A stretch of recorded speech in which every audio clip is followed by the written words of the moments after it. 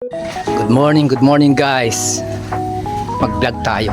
Checkin natin kung may gumagawa dito sa project ni Kapitan Kalsada. So ayan.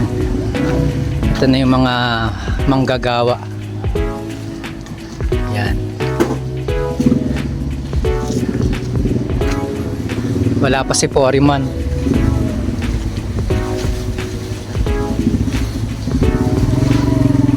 Pero kung di umulan maghapon guys, sa malamang tapos na to.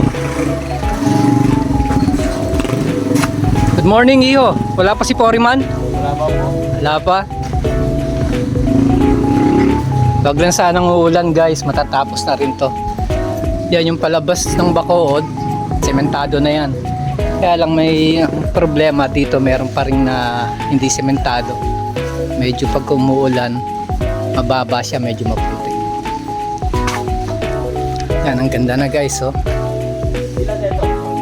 Usap-usapan nga, ma-flex ko lang guys, no? Usap-usapan nga si Kapitan dito sa, Kapitan Jun Sayo dito sa Bacood na sa dinami-dami ng dumaang kapitan dito sa Parulan, siya lang nakapagpasemento nito. Hindi naman po sa sinisiraan ko yung mga ibang kapitan, may kanya-kanya silang abilidad. Pero dito na kami nagsilaki, tumanda, yung mga pamangkin ko dito na rin namulat ang mata, dito na rin nakapag-asawa. Nag-uusapan nila na si Kapitan Jun Sayo lang nakapagpasemento dito. Kagaya nga ng sinabi ko, hindi ko sinisiraan yung mga nagdaang kapitan dahil kagaya ni Kapitan Junior Ramos, magaling din yan. Siya halos nagpaganda ng barangay dito sa Parulan.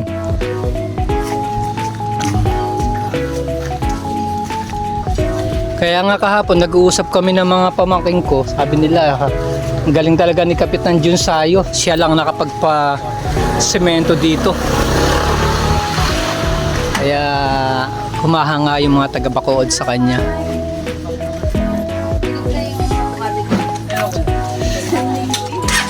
Silipin natin banda rito guys. Ayan na. Wala pa raw si Foreman, medyo na-late, naghahanap pa ng tao.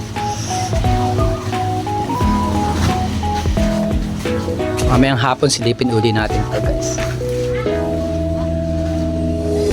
Sige na Iho. Ayan na, ang ganda na oh. Pagka ganitong sitwasyon, mapapabilis yung transportasyon. Siyempre pagka sementado guys, yung mga tricycle, sasakyan, hindi na sila malulubak o malulubog. Ganda siya. Sige, nilalagay. Yan.